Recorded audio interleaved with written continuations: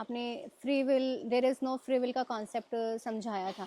आप बार-बार समझाते हैं और दिमाग ऐसा हो जाता है कि भूल जाता है। जब भी कोई प्रॉब्लम आती है, दिमाग भूल जाता है। तो ऐसा कुछ कि दिमाग हर पल उसको याद रख सके कि there is no free will, जो भी होता है सब होना ही लिखा है, वो होगा ही। आपने सही बोला कि हम जब कोई भी आध्यात्मिक बात सुनते हैं उस समय पर हम एक अलग ही होश में आ जाते हैं, चीजों को समझने लगते हैं, तनाव मुक्त हो जाते हैं, आनंद में हो जाते हैं, स्थिर हो जाते हैं। लेकिन जैसे ही वो वार्ता खत्म होती है, वो माहौल खत्म होता है, थोड़ी देर बाद हम वापिस से चीजों को भूलने लगते हैं। क्योंकि जब हम समझ रहे थे तब भी हम ज्यादा गहरे गए नहीं थे, हम ऊपर ही ऊपर कुछ समझकर संतुष्ट होकर उठ जाते हैं। जब तक हम गहरे जाएंगे नहीं तब तक हम समझेंगे भी नहीं। ऐसा नहीं हो सकता कि आपको बात समझ में आ जाए और आप फिर भूल जाए, ऐसा संभव नहीं है। तो प्रति प्रश्न करने से ज्यादा गहराई में जाती है बात। मैंने आपको एक बात बोल दी, तो मुझे क्या पता कि अब आप आगे, जब तक आप प्रति प्रश्न नहीं करेंगे तो मैं आगे और कैसे बोलूंगा, मैं अपने मन से तो नहीं बोल सकता। तो आपको पूछना है। जब मैं बोल रहा हूं स्वतंत्र इच्छा नहीं है, तो स्वतंत्र इच्छा नहीं होने के लिए कोई होना चाहिए जिसकी स्वतंत्र इच्छा। अब हम बोलेंगे मेरी स्वतंत्र इच्छा, तो उसके लिए फिर मुझे आना पड़ेगा कि मैं कौन हूं, मुझे देखना पड़ेगा कि मैं कौन, किसकी बात कर रहा हूं। अगर मैं शरीर हूं, अगर मैं शरीर हूं, शरीर की तो 100% कोई स्वतंत्र इच्छा नहीं है, हो ही नहीं सकती। शरीर पूरी तरह से परिस्थितियों पर निर्भर करता है। पहले जो परिस्थितियां बनी, सामाजिक, सांयोगिक जो भी परिस्थितियां बनी, उनकी वजह से आज ये शरीर ऐसा है। ठंड, गर्मी, बरसात, सारी चीजें इसको अफेक्ट कर रही हैं। कल ये इन्हीं के अनुसार परिवर्तित होगा। आज जो खाया है कल वही शरीर बनेगा, और आज जो खाया है वो परिस्थितियां डिसाइड करेंगी कि क्या खाओगे। आज जो उपलब्ध होगा, उपलब्धि सब समाज डिसाइड करेगा। आप किसी जगह पे कुछ चीज नहीं खा सकते। तो ये सारी चीजें तो स्वतंत्र इच्छा शरीर की तो हो ही नहीं सकती, संभव ही नहीं है।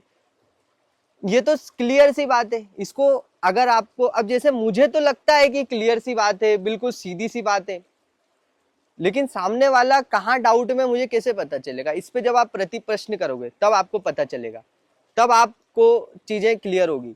शरीर की तो कोई स्वतंत्र इच्छा हो नहीं सकती ना। शरीर तो पूरी तरह से संयोगिक है, पूरी तरह से पीछे से आ रहा है, एकदम बदल रहा है। और ये आज मान लो मुझे कैंसर होगा कि नहीं होगा, क्या ये जो शरीर है ये डिसाइड कर सकता है पहले से? नहीं। आज जो भी खान पान ये कर रहा है, वो सारी चीजें भी क्योंकि एक कंडीशनिंग की वजह से कर रहा है और एक माहौल की वजह से कर रहा है, और वो खान पान इसके कैंसर का कारण बनेगा। ये हवा कैंसर का कारण बनेगी, सारी चीजें कैंसर का कारण बनेगी, और इन सब चीजों पे मेरा कोई कंट्रोल नहीं है। किसी एक पहलू पर अगर मुझे गलती से लगता भी होगा कि इस पे है, तो उसको सुधार लेने से भी कैंसर नहीं मेरा चला जाएगा ना। बहुत सारे लोग होते हैं, बहुत नशे करने के बाद भी उन्हें कुछ नहीं होता। कई होते हैं जिन्होंने कभी नशा नहीं किया और दुनिया भर की बीमारियां उनको हो जाती है। तो उसी तरह से शरीर की तो कोई भी इच्छा मुक्त इच्छा हो नहीं सकती कि वो कुछ करना चाहता है अलग से जो अस्तित्व से भिन्न हो। अगर कहीं कोई घटना घटी है और उसका प्रभाव शरीर पे ना पड़े, ऐसा संभव ही नहीं है। और वो प्रभाव पड़ेगा और उसी प्रभाव के अनुसार शरीर आगे का निर्णय करेगा। वो प्रभाव उसके निर्णय में दिखेगा। गर्मी ज्यादा है तो आप एक तरह का निर्णय करेंगे, सर्दी ज्यादा है तो आप एक तरह का निर्णय करेंगे। शरीर है अगर आप, तो मुझे देखना होगा कि अगर मैं स्वतंत्र इच्छा की भी बात कर रहा हूं, फ्री विल की भी बात कर रहा हूं, तो किसकी फ्री विल और कौन है? तो जब तक मैं शरीर हूं तब तक मेरी कोई फ्री विल नहीं है। जब तक मैं शरीर हूं तब तक मेरी कोई फ्री विल नहीं है, और जिसकी फ्री विल है उसका मेरे को कोई पता नहीं है, उससे मेरा कोई संबंध नहीं है, उससे मेरा कोई वास्ता नहीं है, कोई ताल्लुक ही नहीं है उससे। कौन है जिसकी फ्री विल होती है? वो तो मैं हूं नहीं, और उसको मैंने जाना नहीं, उसको मैंने समझा नहीं, शरीर के आगे कभी मैंने सोचा नहीं। तो फिर फ्री विल किसकी? जो शरीर बने बैठे हैं, जिनको लगता है मैं बॉडी हूं, मैं ब्रेन हूं, तो और फिर उनको ये भी लगता है कि उनकी फ्री विल भी है। उनसे बड़ा दोगला, झूठा, बेवकूफ कोई नहीं है। और इसी को अध्यात्म कहते हैं कि अगर मैं जान लूं कि मैं शरीर हूं तो मेरी कोई फ्री विल नहीं है। ईमानदारी भी इसी को कहते हैं। फिर मेरे जो निर्णय होंगे वो तनाव मुक्त होंगे। ईमानदारी भी इसी को कहते हैं ना। मैंने बहुत से ऐसे झूठे बेईमान लोग देखे हैं जो बोलते हैं कि ऐसे तो हम बॉडी हैं लेकिन हम कुछ अच्छा करेंगे। बॉडी बने रह के तुम क्या अच्छा करोगे? वही करोगे जो अस्तित्व तुमसे कराना चाहता है। और फिर हम उसको अच्छे और बुरा की पहचान दे देते हैं, तो वो कहाँ तक सही है कि ये अच्छा हो रहा है या ये बुरा हो रहा है, तो वो कहाँ तक सही है? जब भी हम कोई भी प्रश्न करते हैं, जैसे आपने जो अभी पहले प्रश्न ये भी किया था कि हम भूल जाते हैं, अभी मैं इसी प्रश्न पे आगे बढ़ रहा हूँ। तो हमें भूल हम इसीलिए जाते हैं क्योंकि हम न्यू छोड़ देते हैं अपनी, कि हमें ये प्रश्न करना है, प्रश्न से पहले प्रति प्रश्न करना है। किसके लिए? हमें प्रश्न उठता है और हम फटाफट उत्तर भागने के लिए दौड़ते हैं। हमें एक प्रश्न उठा और हम उत्तर भागने दौड़ते हैं, हम खुद से एक प्रश्न और नहीं करते, ये किसके लिए? एक बार तो पहले हम अपनी पड़ताल करें, ठीक से बैठे हम, कि हम हैं कौन वास्तव में, क्या शरीर है, क्या मन है, अच्छे से इसका विश्लेषण करें, बहुत अच्छे से। मन कैसे आया? अगर मैं मन हूं तो मन कैसे आया? मन तो बाहर के विचारों से बना, जैसा देश वैसा भेष मन का। शरीर का भी वही है, बाहर से जो खाया वो शरीर बन रहा है, सारी बाहर की चीजें शरीर में आ रही हैं और ये बाहर जा रही हैं। तो क्या मैं ये शरीर हूं? क्या मैं सिर्फ ये मिश्रण मात्र हूं? और अगर मैं सिर्फ ये मिश्रण मात्र हूं तो क्या इसके आगे कुछ और होता नहीं है? क्या ऐसा कुछ नहीं होता है जो भौतिक नहीं है? क्या ऐसा कुछ नहीं होता है? तो ये सारे प्रश्न करके अच्छे से अपना विश्लेषण करूं, और जब मुझे नेति नेति करके, जैसे मुझे नेति नेति करना है इन चीजों की, जब मुझे समझ में आता जाता है कि मैं ये नहीं हूं, मैं ये नहीं हूं, तो मुझे ईमानदारी पूर्वक उस चीज से अपना तादात्म्य खत्म करना है, उस चीज से मुझे अपना अटैचमेंट हटाना है, उसका त्याग करना है आपको। अब वो आप ही को करना पड़ेगा ना। जैसे कि अब मैं आपके अंदर घुस करके वो त्याग नहीं कर सकता हूं, ये अगर यही कर दिया तो फिर खेल का मजा कहाँ आएगा? कठिनाई तो सारी इसी में है कि जब समझ में आ गया ईमानदारी से, आपको समझ में आ गया कि वो जो मोबाइल है वो मेरा है, आपका नहीं है, तो भी अगर आप उस पर हक जमा के बैठे हुए हो, दे नहीं रहे हो, तो ऐसे व्यक्ति को चोर कहा जाएगा। तो अब चोर बने रहना है आपको, तो फिर चोर तो चोर ही रहेगा जीवन भर।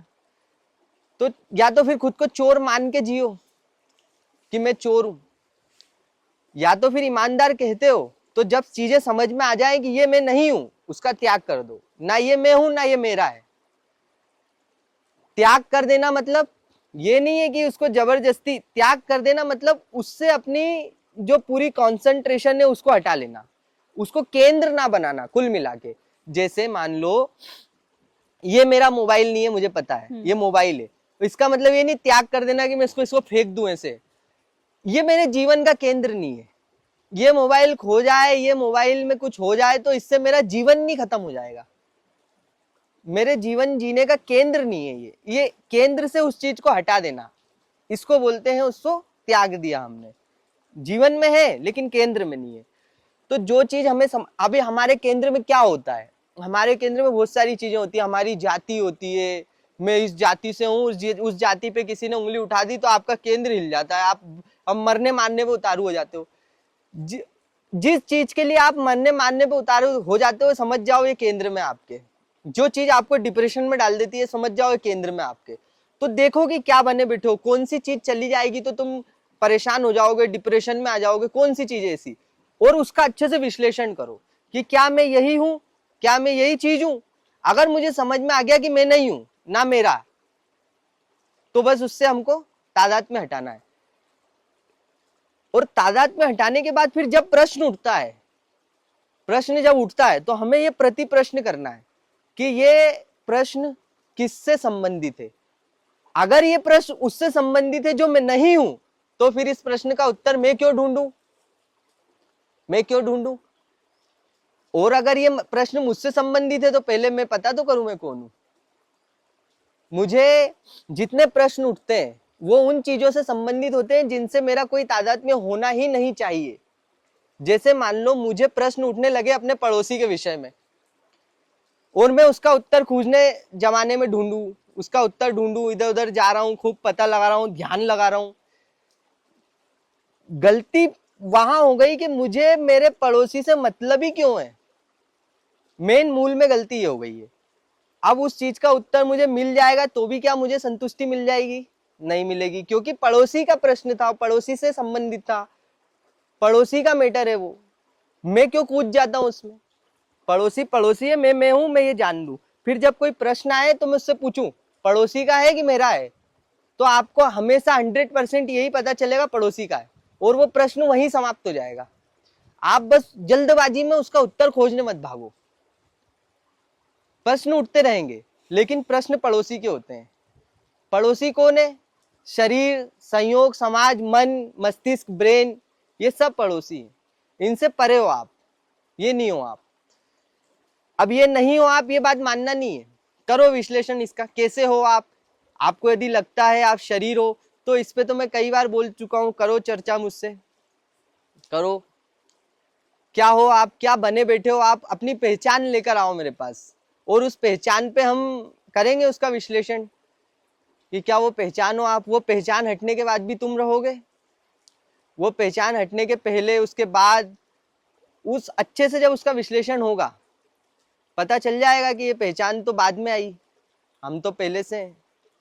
ये पहचान तो खत्म भी नहीं होती, और हम इस पहचान से हम नियंत्रण भी नहीं रख पाते। जैसे अगर जो बोलते हैं कि शरीर तो है ही हम, अगर शरीर के अंदर का विज्ञान तुम्हें नहीं बताया गया होता आज तक, तो तुम्हें कभी पता नहीं चलता कि तुम्हारा लीवर कैसा दिखता है, किडनी कैसी दिखती है, पिछवाड़ा नहीं देख पाते तुम बिना आईने के अपना।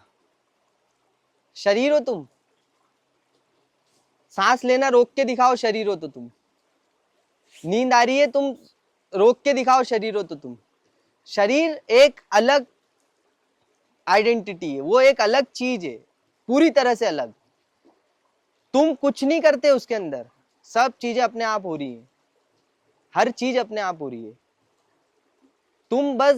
तुम बस एक भ्रम हो, तुम एक झूठ हो, तुम पता नहीं क्या हो, विचित्र हो तुम। तुम्हें ही माया बोला गया है।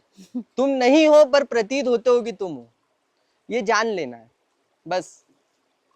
शरीर है, शरीर रहेगा, शरीर की क्रियाएं रहेंगी, सब कुछ रहेगा, सब रहेगा, उसका मन, बुद्धि, चित्त, अहंकार सब रहेगा।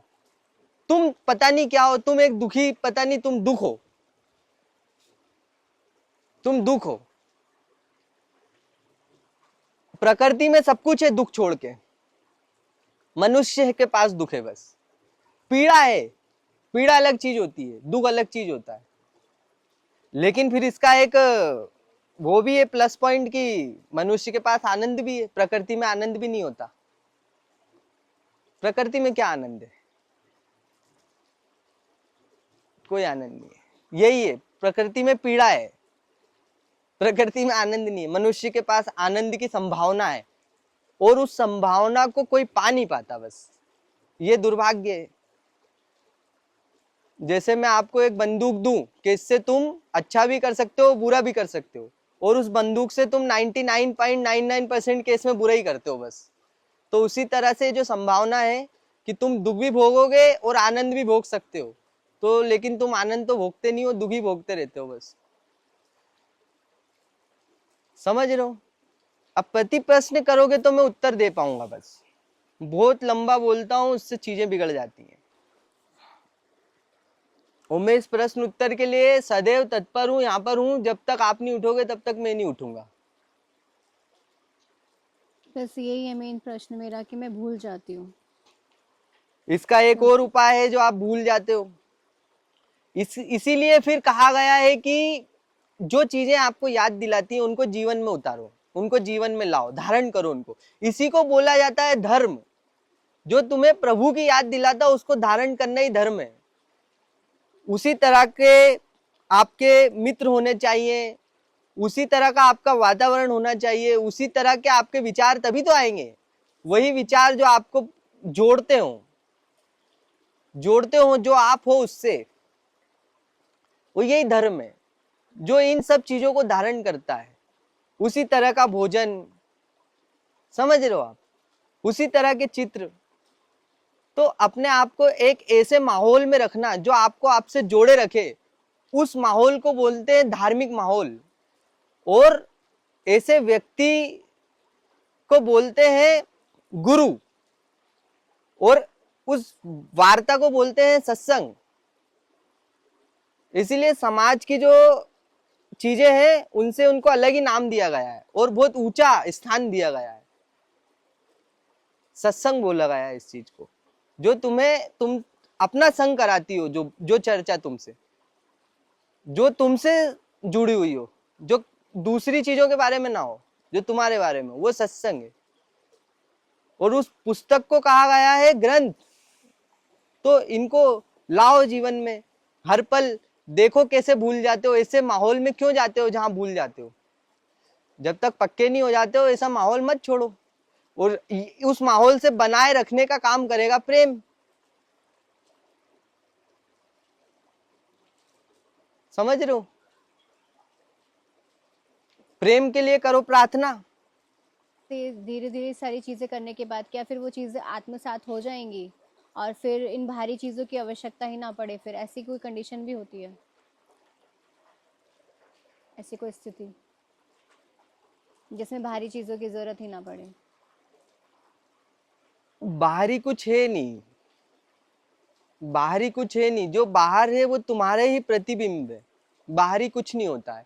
ये तुम्हें जब समझ में आएगा तब समझ में आएगा कि बाहरी क्या होता है।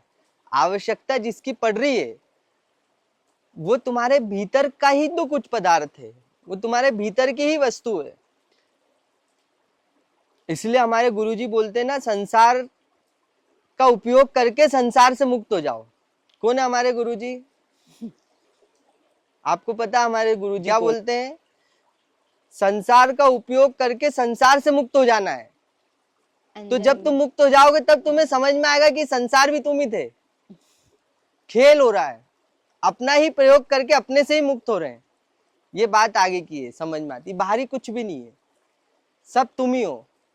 बस अपना सही प्रयोग करना सीखो, अपने आप से सही रिश्ता रखना सीखो। समझ रहे हो? यही अध्यात्म का विज्ञान है, पूरा यही है।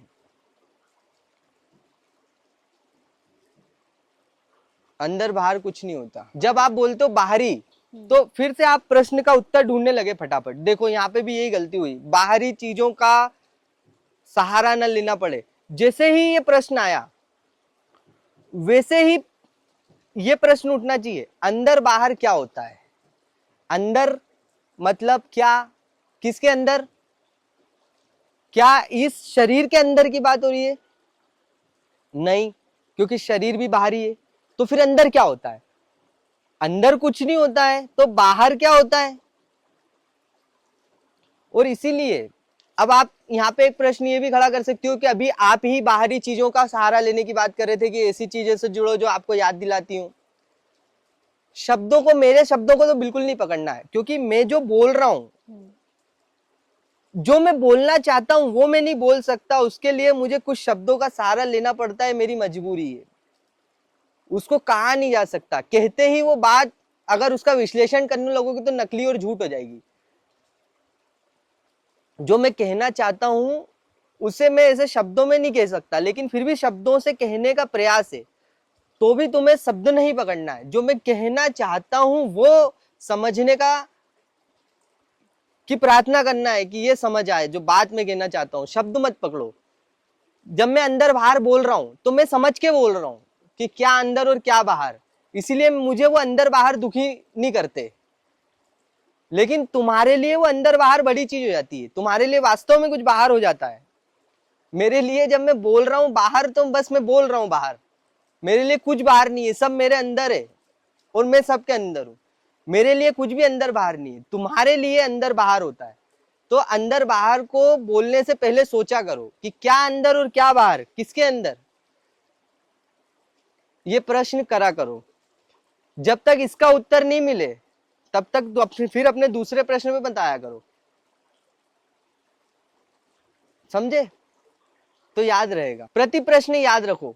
एक सूत्र ये पकड़ लो बस, कि जब कोई प्रश्न उठेगा तो एक प्रश्न और करेंगे, किसके लिए? बस इतना सा।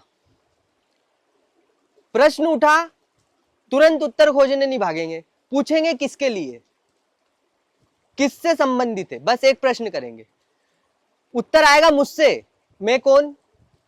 बस ठहर जाओ, बस ठहर जाओ। हर प्रश्न में कौन पे आके खत्म हो जाना चाहिए।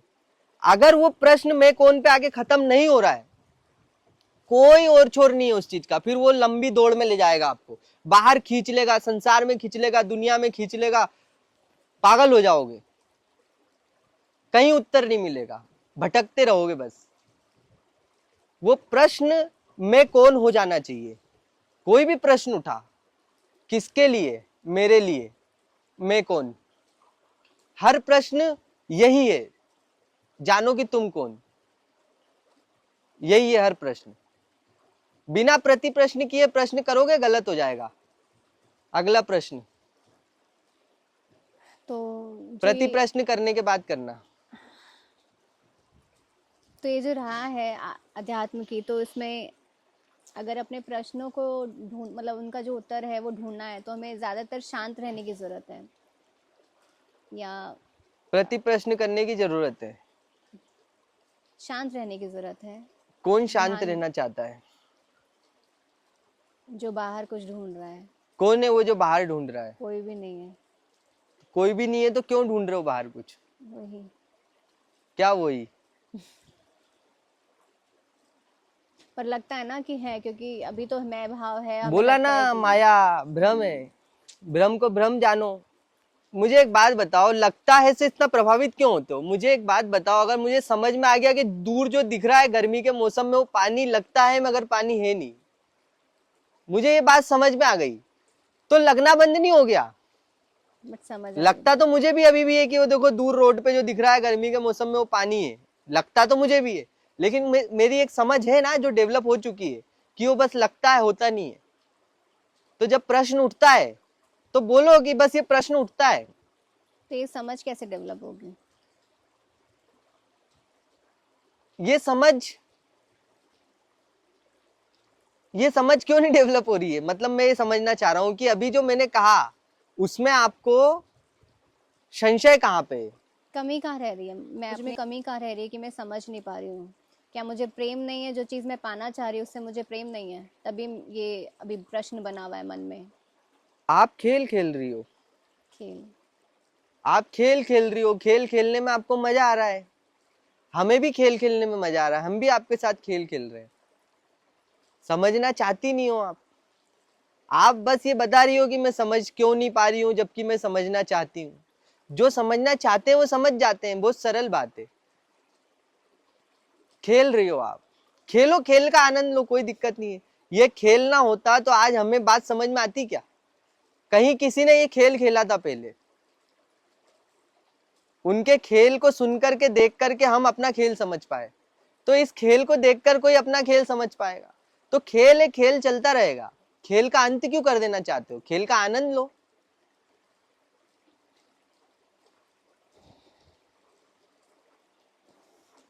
खेल का आनंद लो।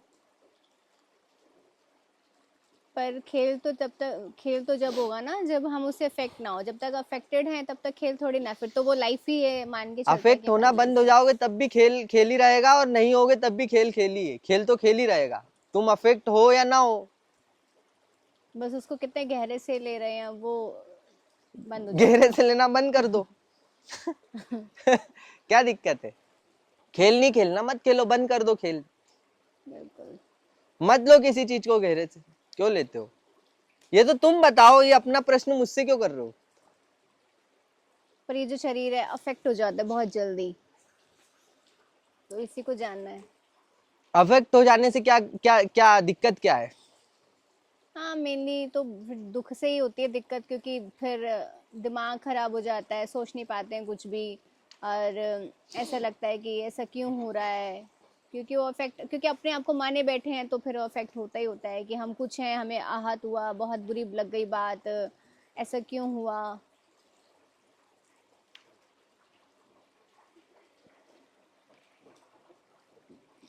और उस चीज से बुरा लगता है, और वो बुरा कितनी देर के लिए लगता है? बहुत कम टाइम के लिए। कम टाइम के लिए। तो हमें ये पता होता है कि ये बुरा जो लग रहा है ये कम टाइम के लिए बहुत लगेगा, कम उसके टाइम बाद के हम लिए। फिर से ठीक हो जाएंगे। हाँ। तो अगर ये पता है बात, तो वो जो बुरा लग रहा है उसकी इंटेंसिटी कम हो जाती है ना फिर। हाँ, ये तो है। इतना ही तो समझना है कि जो आज आपको बुरा लग रहा है वो कल आपको अच्छा लगेगा। हम्म। और ये ना कहते हैं वो फिर वही बात आ गई कि जब सुख सुख नहीं ठहरे तो दुख क्या ठहरेंगे, इनकी क्या औकात है। इतनी सी बात अब सब जब समझ में आ जाती, जो आपको आ गई समझ में, ये तो आ गई समझ में। जब बुरा लग रहा है तो यही देख लो कि कितनी देर के लिए, जब अच्छा लगा था तो कितनी देर के लिए लगा था।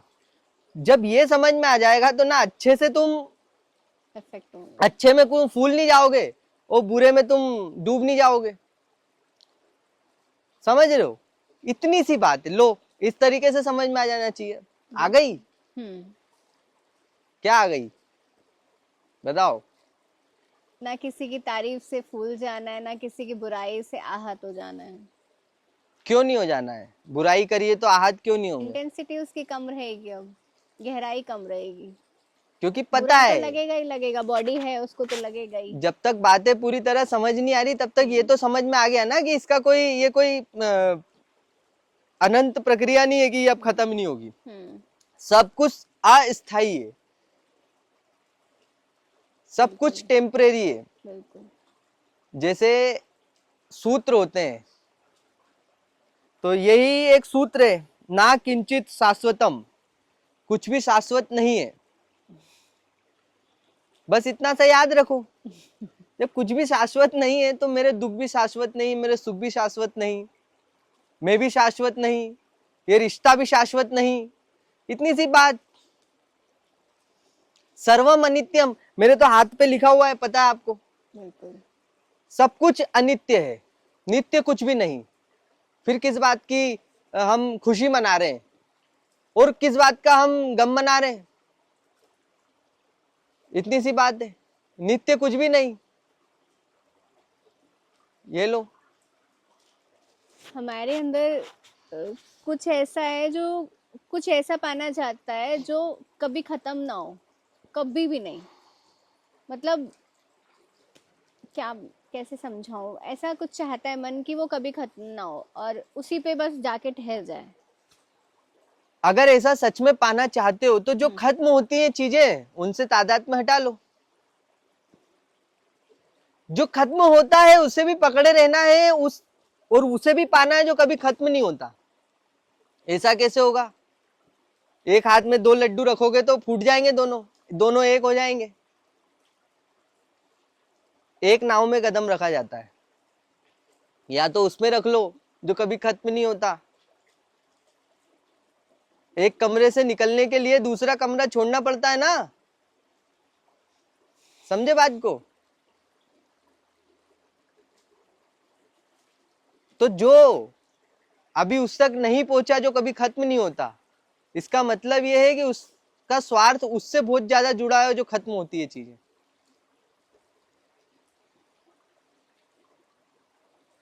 और आपका प्रेम जितना ज्यादा होगा उससे जो खत्म नहीं होता, वही प्रेम आपका ये स्वार्थ कम करेगा उससे जो खत्म होता है, वही प्रेम कारण बनेगा। समझे? तो मजा लो उसका जो खत्म होता है। जिस दिन लगे कि बस मन भर चुका है इससे, छोड़ देना उसे। जो नहीं खत्म होता उसमें अपने आप स्थापित हो जाओगे। और जो खत्म होता है उसका मजा लेने में कोई बुराई थोड़ी है। हम कोई उसका निरादर थोड़ी कर रहे हैं। बुराई होती तो ये होता ही नहीं। हम तो बोल रहे हैं खेलो, खेलो। अफेक्ट हुए, हाँ, ज्यादा गहराई में जाए हुए। हाँ, खेलो, खेलो। हम जब मूवी देखते हैं तो हम लेते हैं ना उसका आनंद। सुख में सुखी होते हैं।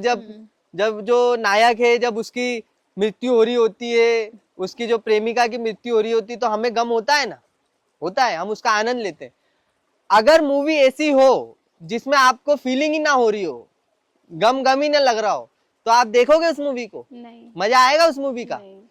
तो बस मूवी की तरह देखो ना, अपने आप को एक नायक की तरह देखो ना, या विलन की तरह देख लो। जैसी भी आपकी, जैसा भी व्यक्तित्व हो आपका, उसकी तरह देख लो।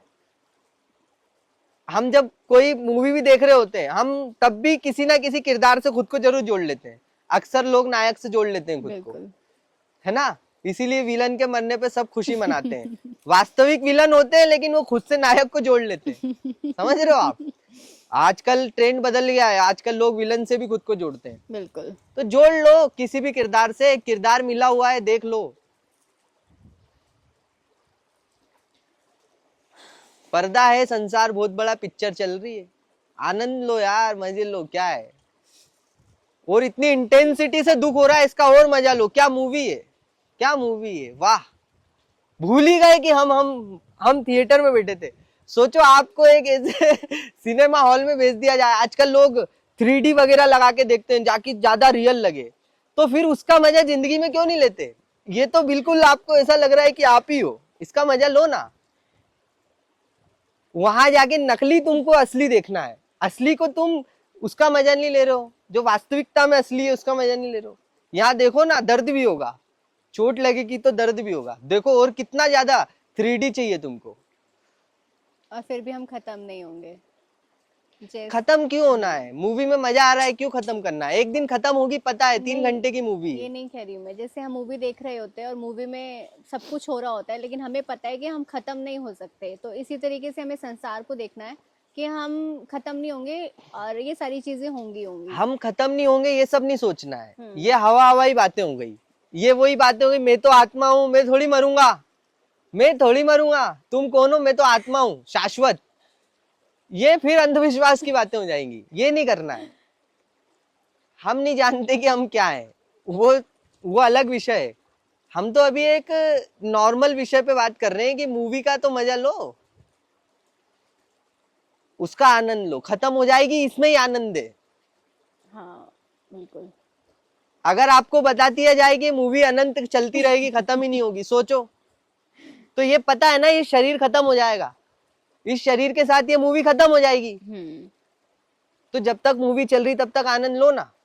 तुमको पता होता है मूवी 3 घंटे की है, तो उसके पहले बंद कर देते हो क्या। पूरी देखते हो ना, थिएटर में जाते हो, पूरा पैसा वसूल करते हो ना, मजे लेते हो ना। तो ये मूवी है, ये थिएटर है, यहाँ आए हो तुम। ये शरीर जो मिला है ये उपकरण है इस मूवी को देखने के लिए। जैसे जब हॉल में जाते हो तो एक चश्मा दिया जाता है, जिससे उसको अगर उतार दोगे तो धुंधला धुंधला दिखेगा, कुछ भी नहीं दिखेगा, फिर फटाफट पहन लेते हो ना। वैसे ही थिएटर में आए हो, शरीर मिला है, ये शरीर के माध्यम से तुम सब फील कर पा रहे हो, एकदम असली। आहा। और ये शरीर तुमने खरीदा है, टिकट लिया है, ये टिकट है। फाड़ दोगे इसको बिना मूवी खत्म हुए। पता नहीं आगे तुमको सस्पेंस पता है क्या होने वाला है, तुम्हें पता है, तुम्हें कुछ और लग रहा होता है, मूवी में कुछ और हो जाता है, तभी तो मजा आता है। वैसे ही समझो, देखो मेरे को बोलते बोलते मजा आने लग गया कि वाह यार। और यही आनंद है। ये चर्चा इसीलिए मैं सतत चलते रहने देना चाहता हूँ, मजा आ जाता है कि ये जो पूरा फील, देखो हवा का फील ले रहा हूं मैं। और थिएटर के बाहर कुछ नहीं हो रहा है ऐसा, ये थिएटर के एक हॉल के अंदर हो रही है चीजें, सब रियल लग रहा है। यहाँ पे मैं एक वक्ता की तरह बोल रहा हूँ, पता नहीं क्या बोल रहा हूँ, पता नहीं क्या होगा। अभी इधर से वो कुछ आ जाए, वो CR VR में भागू उठा के यहाँ से अपना कैमरा माइक। ये मूवी है, रियल लग रहा है सब कुछ एकदम। यहाँ से कोई सांप आए, अभी सारा ज्ञान भूल जाऊंगा, उचक के भागूंगा बिल्कुल, ओ सांप आ गया, रियल लग रहा है देखो। और जैसे ही मूवी खत्म होगी और मैं बोलूंगा क्या मजा आया था यार हॉल में यार, सबको बोलूंगा जाओ यार अंदर। ऐसी तो आबादी बढ़ रही, लोग आते रहते हैं यहाँ पे मरने के बाद लोग बताते बाहर जाके कि मजा आ गया यार। कुछ लोग अंदर हॉल में अपना टिकट फाड़ देते हैं वही है जो आत्महत्या कर लेते हैं, उनको देख के लगता है। और फिर उनको सब धुंधला धुंधला दिखता है अंदर ना उनके पास टिकट है ना मूवी खत्म होने के बाद हॉल के बाहर जा सकते ऐसे ही ये भूत प्रेत की कहानियां डेवलप हुई कि वो हॉल में भटकते रहते हैं और कोई प्रश्न या इसमें कोई डाउट नहीं? बताओ। एक विचारधारा होती है, एक सोचने का तरीका होता है जो आपको खुश रखता है, इतनी सी बात है। जिसको आनंदित रहना है वो आनंदित ही रहता है, जिसको दुखी रहना है वो दुखी ही रहता है। जिसको आनंदित रहना है विपरीत से विपरीत परिस्थितियों में ऐसी कहानी करता है, ऐसा एक विचित्र अपना कथा बुनता है कि मजा आ जाता है उसको। जिसको दुखी रहना है वो महल में भी बैठे बैठे पता नहीं क्या ख्याली पुलाव सोचेगा, ये पंखा ना गिर जाए, ये महल ना ढह जाए, पता नहीं मैं मलबे में मिलूंगा कि नहीं मिलूंगा, वो वहां भी दुखी रहेगा। जिसको आनंदित रहना, उसके फटे हुए झोपड़े से चांद देखेगा वो, वाह क्या चांद है। ये आपके ऊपर है, बिल्कुल। आपको कहाँ किस परिस्थिति में कैसे जीना आपके ऊपर है।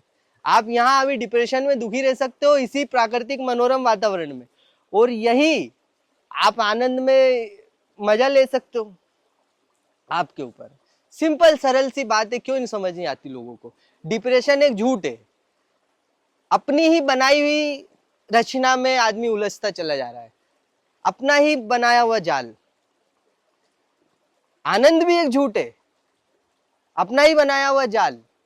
मैं नहीं बोल रहा हूं कि डिप्रेशन झूठ है तो आनंद सच है। ये जो मेरा आनंद है ये भी मेरा बनाया हुआ जाल है, मेरा एक झूठ है, मेरा एक भ्रम है। तो अगर मुझे भ्रम में ही जीना है तो आनंद वाला भ्रम बनाऊंगा ना भाई। जीवन तो जा ही रहा है, हंसते हुए या रोते हुए, तो हंसते हुए जाए ना, क्या दिक्कत है। ये एक लोग जन सामान्य के लिए है ये बातें, जिनको गहरी बातों में नहीं उतरना अभी, फिर भी खुश रहना है। जैसे जो लोग हैं बोल रहे हैं ठीक है, उनके लिए भी वक्तव्य है। बाकी गहराई में जाना है तो फिर तो यही जानना पड़ेगा, सब कुछ जानना पड़ेगा, फिर तो एक कठिन साधना है। मार्ग हर तरीके के हैं। तुम जरूरी नहीं है कि तुम ब्रांड के ही जूते खरीदो, कॉपी भी मिलते हैं। तो कॉपी के थ्रू हम ब्रांड तक पहुंच सकते हैं, ब्रांड जैसे फायदे ले सकते तो हैं। ब्रांड तक पहुंचना है तो फिर त्याग करो, स्वार्थ को छोड़ो, देखो जानो, नेति नेति का मार्ग अपनाओ। वो नहीं अपनाना तो फिर ये बता ही दिया है, हर जगह कथा बुन सकते हो, आनंद ले सकते हो। तो कॉपी में मजा थोड़ी ना आएगा। बस तो ब्रांड तो फिर बता ही दिया, उसके लिए तो प्रेम चाहिए बहुत सारा, और कॉपी में तो जी रहे हैं। आएगा। प्रार्थना करो, कृपा बरसेगी मालिक की। कौन मालिक क्या कृपा मत पूछना सवाल,